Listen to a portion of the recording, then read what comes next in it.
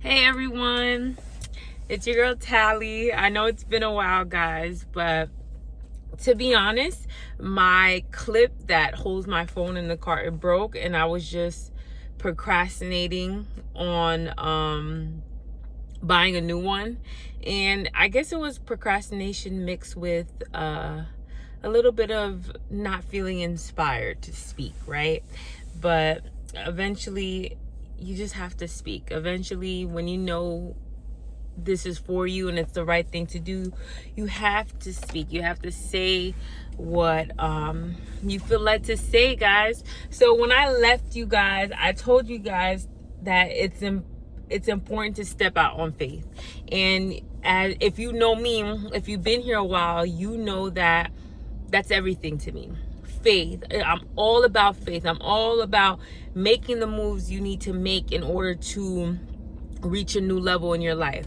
I'm all about believing God for more, knowing that whatever situation that you currently may be in, that if it's not suiting you, if you don't feel like it's for you, if you feel like you can do better, then you can.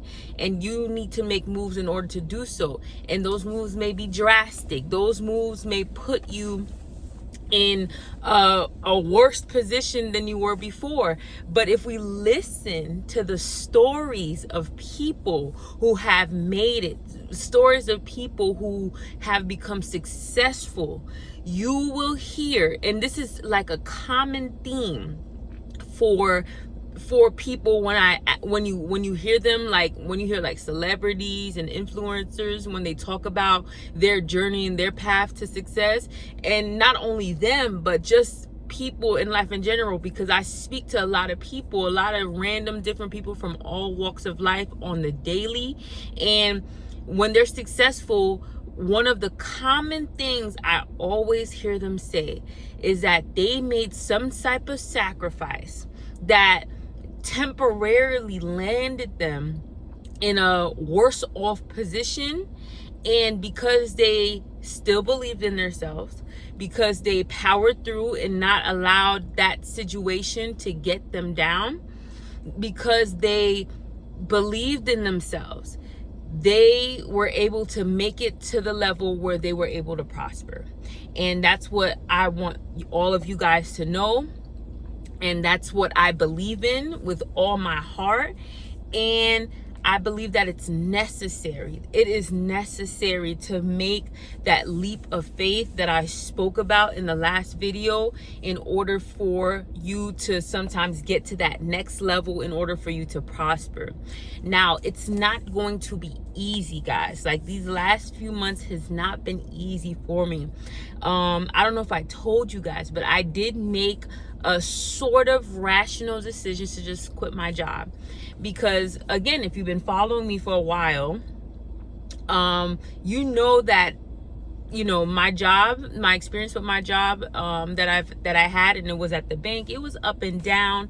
But ultimately, I started to feel like this was not my place. This is not what's for me anymore. And these are just the type of feelings that you're going to begin to feel. Like, you're going to start feel like if you're in a place that's not for you, whether that's a place or with a person or around a thing that is not for you, eventually, especially when you come to a level of awareness, you know, and you get to know yourself better, and you start to even if you don't know yourself as well, you start to just want better, or you just start to think about things out there that could be better. You know, all you need is that little bit of, I don't know, curiosity. That's what I would call it. Curiosity, like, is there something better? Could there be something better? And as soon as you have that little bit of curiosity, it's like your mind, it leaves room for your mind just to open up.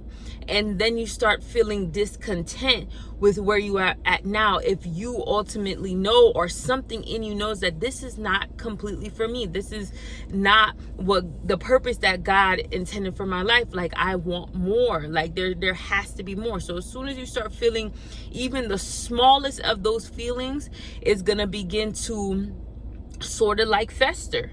It's going to begin to fester, and then you're going to start to be dissatisfied with where you currently at, and then you're going to start to look for better, or you're just going to start to think that, you know what, there has to be better out there.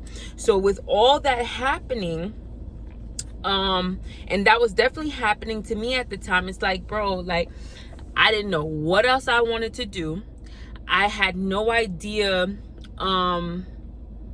what else was out there for me. I didn't even understand like fully what I was purpose for. Like, you know, like God hadn't given me that insight to what am I really put on this earth for? What am I really meant to do? What really connects with my heart? So what's really my passion in this life that I want to pursue? Because all I know right now is this is not it.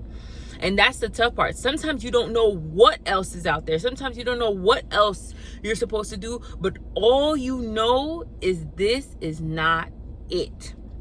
And that is a tough position to be in, because it's like, okay, so if it's not it, what are you going to do? And you may have people in your life that are going to be like, okay, so, all right, so if this not it, if you think you better than this, so what you want to do? What you want to do? And they're like, they're like hounding you, or when the attorney or the prosecutor puts somebody on the stand. So what is that called?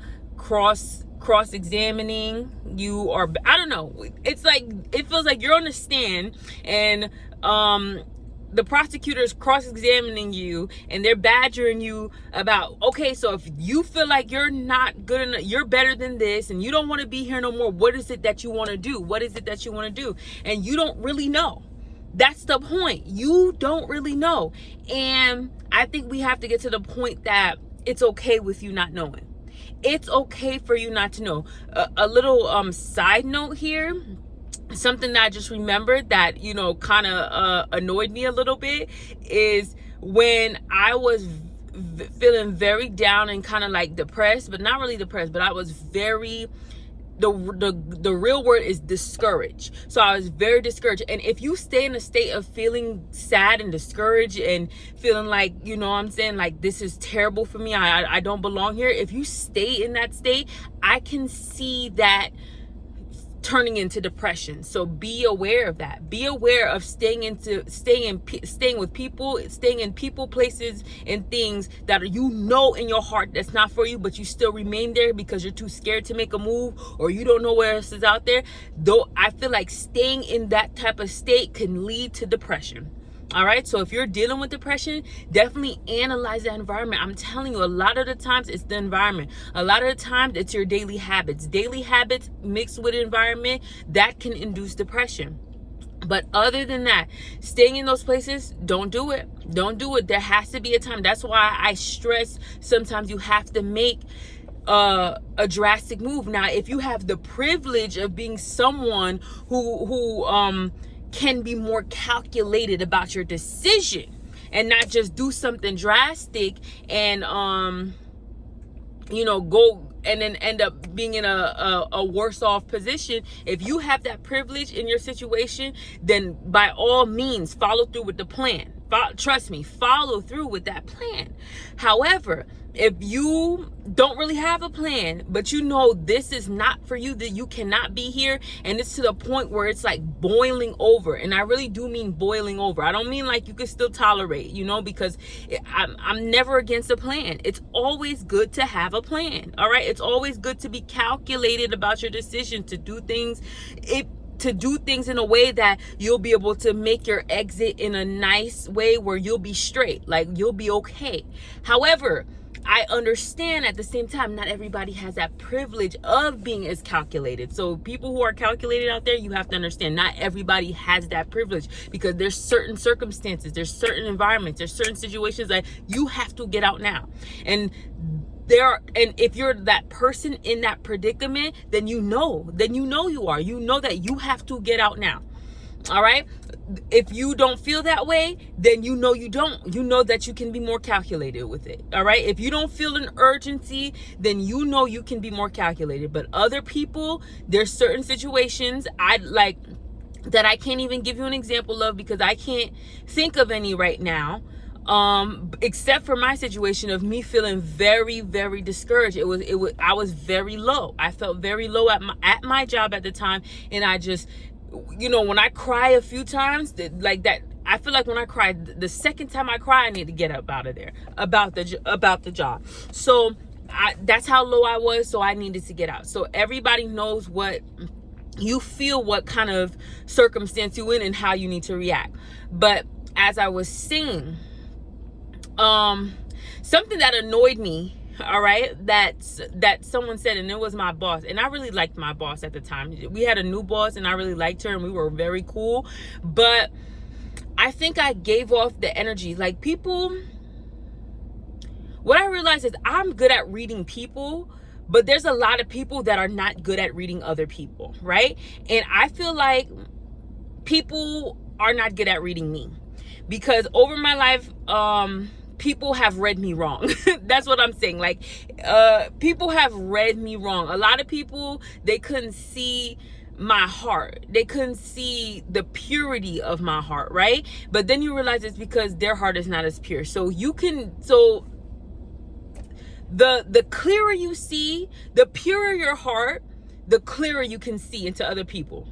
I don't know how that works, but it just works. All right. The more honest you are with yourself, the more pure you are, the more committed to integrity and pureness and truth you are, is the clearer you can be able to see other people. Because if you can read yourself where you're self-aware, you're not lying to yourself, you're not lying to other people, you'll be able to see other people more clearly, you know? But if you're in a state where you're not operating from pure intentions, you're still lying to yourself about your life to keep yourself together, to self-soothe, because I feel like a lot of people self-soothe themselves. And I know I'm going off on a tangent, guys, but I know everything needs to be said as well. So track with me, follow with me. But I don't believe that people lie to themselves on purpose. I feel like people lie to themselves because it makes them feel better about their predicament. You know, it's like a self-preservation. It's like protecting yourself from the truth. But really, it's not doing nothing. It just causes, yeah, you're protected. It's a boundary, but it's like you're rotting from the inside. I'm sorry to put it that frank, or that, you know, that graphic, but that's what it looks like. That's what it really is. You have that outer protected, that nice outer shell, but from the inside you're rotting. And I could attest to that. I could attest to that, because, you know, when I was a very insecure individual, I used to have a hard outer shell. I used to be very, like, my boundaries used to be high and they used to be strong, but from the inside I just did not feel good about myself. So what did I have to do? I had to stop lying to myself about my issues, my problems, the things that I need to work on, whether that's physically, mentally, spiritually. I had to stop lying to myself and actually begin to do the work, and actually begin to tell myself the truth about the things that I needed to improve about myself. And only when that happened, that's when I experienced a lot of healing. That's when I experienced a lot of change. That's when I started to feel good about myself. That's when my confidence went up, my self-esteem went up. Therefore, I still kept the boundaries on the outside. They weren't like high, nasty boundaries anymore, but they were appropriate. They were appropriate boundaries that everybody who loves themselves should have. But I had those boundaries not because I'm trying to fight off the world. You know what I'm saying? I had those boundaries not because I'm trying to protect something that's soft and vulnerable, and you know, something that's, you know, kind of like I'm ashamed of. You know, I'm not trying to protect nothing I'm ashamed of. Now I have those boundaries because I see the value, and this is how you should feel about yourself. Well, this is a point that you should aspire to get to, or maybe you're at that point, so you know exactly what I'm talking about. But now your boundaries change into the proper, appropriate boundaries that you have to protect something that you view as valuable. That's what I'm saying. But again, back to that thing that annoyed me that my boss had said to me. She was like, oh, I could find you, because she was okay with me going and finding another job. She wasn't that type of boss that tried to hold you where you didn't want to be. So she's like, oh, I could make a couple calls for you and get you into something. I forgot what kind of field that she recommended, but she recommended a certain kind of field that, oh, you don't like, it's not a lot of work. Like you just, you know, something that was like, the way she said it was like something that was like just something like easy, some work that you could get paid something. I said, no, I'm not looking for easy. No, I said, no, I'm not looking for easy. I'm looking for something I can be challenged. All right. Because what she didn't understand is, even though we were in a shortage and at work, even though we were short staffed at work and all the work fell on me, all the work was easy, mindless work for me. I don't know about for anybody else, but for me, the work was mindless. It was to me, it had no purpose in it except to serve people who are already rich, because that's the type of area it was in. It was people who were rich, and just, it was mindless to me. It had no purpose. It was a lot of easy work. You know how they say don't be productive, don't be busy? It wasn't productive. It was just busy work of transactions and a whole bunch of different compliance and operation things for a bank. And sometimes it was nothing. And that's the days I could not stand. When I sat there all day and I did nothing but be on my phone. Sometimes even being on your phone all day, you think, oh, that's cool to do at work. But being on my phone all day at a job and having nothing to do, again, it's for me, it feels like a prison. Number one, that's the first thing. Second of all, it feels like there's just no purpose. And just being like, it's been about 3-4 months since I've had like a structured job. So like an actual 9 to 5. I'm working, but I just don't have like a structured 9 to 5 type of thing. And the amount of productivity that I have within me, you know what I'm saying? That I'm seeing that I have in me to get things done, to manage my life, to manage my household, to manage just everything around me. I can see why sitting in one place and not having nothing to do and being on my phone all day, why it bothered me so deeply inside. Because naturally I see that I'm a very productive individual. Like, I like to get things done. I like to manage things. I like to, I like to handle things. That's just one of my gifts. I recently realized that's a gift for me. So sitting around having nothing to do, terrible for me. But also doing all this when we're short. So also all this work comes in at once and it hits you. But it's not hard work, guys. It's not hard work. It's just like task that needs to get done, and it has no purpose. And mind you, there's work that I do right now managing the household. Let's say I'm doing household chores like cleaning laundry, dishes, cleaning up the house and stuff like that. That's almost mindless work too. But honestly, I feel like it benefits me more. I don't know. There's something about cleaning up your home that you just feel good about on the inside. There's some type of mental clarity that also comes with it. That's why I suggest, if you want to get on a path of just loving yourself more and showing up for yourself and on your journey of self-love, I believe like one of the first things you should do, besides getting in connection with God, the first thing, connection with God. Second thing, going to the gym. Third thing, making it a priority to clean up your household. I believe it all works together. It all coincides. I can't explain exactly how it coincides, but the way that connection feels together, it's immaculate. It feels like you're firing on all cylinders. I think it creates like a foundation and a base for you to attack other things. You can, like, when you're fulfilled and you're whole in God and you're whole in His love, connected with, now you're taking care of your body, you're eating healthy, taking care of yourself, connected, now you're doing for yourself, making sure your environment, which is your home, is clean and clear. All of that work together, it creates a nice foundation, a nice solid foundation for you to now begin to attack other goals and things you want to do with your life. I'm telling you as I know it. I'm telling you the truth as I know it. So please understand that. But back to, I'm trying to get this out, how my boss was like, oh yeah, it's something easy, and what she didn't understand is I'm not looking for nothing easy, hun. I'm looking for something to be I'm looking for a challenge. Okay, I'm looking to rise in the ranks. I'm looking to connect with my purpose, so I don't feel like I'm doing something meaningless. Because here, there's somebody who could go to that job and they feel passion and purpose in that job because that's where they're supposed to be. But ultimately for me, that's not where I felt like I was supposed to be. But again, she did not understand that, and that kind of annoyed me, how she felt, how she couldn't read me and see that I needed something bigger, and I don't need to be, not bigger, but of course bigger eventually, but I just needed something that was more in alignment with who I am. And I just knew that was not me. And I knew it a while ago.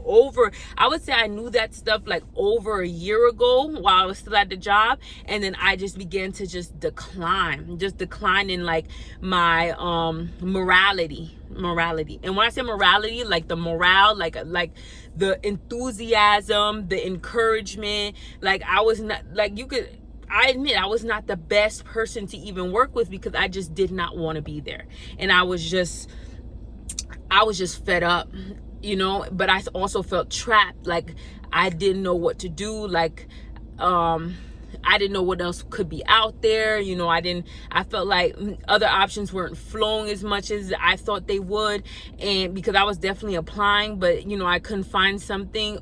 Either I couldn't find something or I couldn't find the amount that I felt like I needed. So this is just the state that I was in for a long time, and I had to make a decision. And let me tell you something. I'll end it with this. There's a lot to say, but I don't want to give you guys too much. So I'll end it with this. How you know that you made the right decision about something. And I'm not saying this is the only way to know, because sometimes you could still think about being back in that same position or person, place, or thing, and it still wasn't right. You still made the right decision. But for me, even through I'm not gonna say I've been through the toughest, most hardship, you know, because I'm still in my apartment, still have my car, you know what I'm saying? God has been good. God has opened different avenues for me to be able to stay afloat. But what I'm saying is,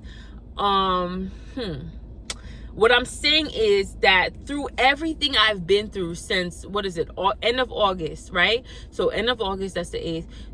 It's about to be 4 months. I think it's about to be 4 months. So everything I've been through so far, there's nothing that made me think or made the thought come to my head that I should have stayed back at that job. And my tongue is getting twisted up. What I'm saying is, like, I've been through a little bit. Like, I've had some worries. Okay, of course, over the past 4 months or 3.5 months, I've had some worries. But through all the worrying, through all the hustling and getting it out the mud, Jesus, through all the faith and the prayers that I had to have, there's nothing that said to me, and I've never said to myself, that I should have stayed at that job. So that's confirmation to me. That lets me know that I made the right decision. All right.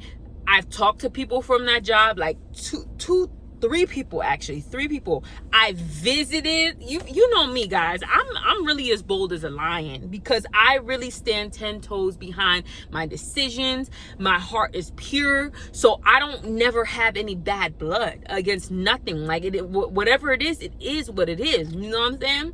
And whatever it is what it is. So I went ahead and I visited that place. I was in town already on another interview, and it was right next to the job. So I went back and visited, excuse me. because I had to, there's people that I didn't get a chance to say bye to when I put my 2 weeks notice in, because it was really like a 2 weeks, it was like a fire quit combo, because I put in those 2 weeks and I called off sick because I had 2 sick days and I wasn't going to leave my sick days on the table. So I put in my 2 weeks on Friday, called off Monday, Tuesday they called me, they said it's okay. So it was like a fire quit combo. And I guess people feel like I should feel like some type of embarrassment and shame. No, baby. I was going through HE double hockey sticks for the last year there. Like, I don't care what happened. As long as I'm out of there, I am good. You know what I'm saying? So, you definitely right. I visited that place when I was in town and said bye to the people that I didn't get a chance to say bye to, because, you know, I didn't get a chance to, you know, tell people what was going on. And, you know, and just the way I left, I just didn't get that chance. So I went to go say hi and my final goodbyes to my coworkers. You know, I let them see my face. My actual boss wasn't there at the time, but another boss was there. And this is a boss that I actually had some issues with. And, you know, he was acting weird, but I did not care. You know what I'm saying? Because like I said, when you know who you are, you're confident, you have God on your side, and your intentions was pure, and you know, you don't have any animosity towards people, you forgive people, you can really just be who you are and stand 10 toes down and not really care what anybody thinks or how anybody really feels. You know, not be a rude person, because of course I said hi to him and I said, hey, how you doing? I said everything. But listen, I'm here to visit the people who, you know, were helping me or was around me, and they were good people to me. You know, I'm here to say hi to them. So I'm not going to worry about your little attitude at this moment, because I didn't get a chance. So now I have my chance. All right. So it is what it is. I got to handle the purpose that I came here for. So that's what I did, you know, out of pure intentions. That's what I did. And, you know, people saw how happy I was. People saw that I was in a good place, and I am in a good place. And I'm trying to wrap this up, but what I'm trying to say to you guys is that was the confirmation that I needed, that I made the right decision to leave this place. You know, I made the right decision to want to leave this place. Like, I knew that this place wasn't for me. Is that everything I go through on my way to the next step in my journey, and there's a big next step coming for 2025. I'm just not going to announce it yet, but I got plans in the work. Glory to God. You know, I feel like God has, you know, my path has reared off a little bit onto the right path. So I'm very excited for that. But also, for me, just the confirmation is I never look back. I never look back and say, oh, I should have stayed here, I should have did this. No. Of course, there's always going to be some things that you feel like you should have did differently, you know, in terms of your actions.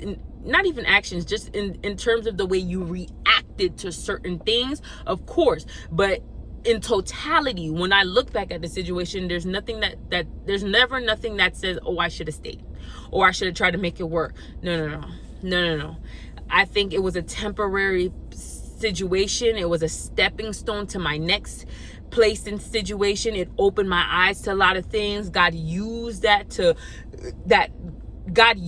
circumstance, and he like he always does for us, to help reveal things in us, to help us grow, to help us change, to help us understand things, to help us look, to help us want to achieve higher and look for higher, and help us understand that there's always better out there. God uses those circumstances to help us see better. But usually, on average, it's never usually something permanent that we need to be staying at and wasting time, because there's a ceiling that you hit in those circumstances that you're not learning and growing anymore. At this point, you're wasting time. And once you get to that place, you need to make other plans. You need to make other arrangements, and you need to be calculated on how to make your exit. Whether that's calculation or drastic, you know what it is. You need to make that exit. So that's what I wanted to share with you guys today. I'll be making more videos, guys. I'm never gonna leave you guys. I feel like it's just important to share, and I'll see you guys real soon. All right, I promise. Bye-bye.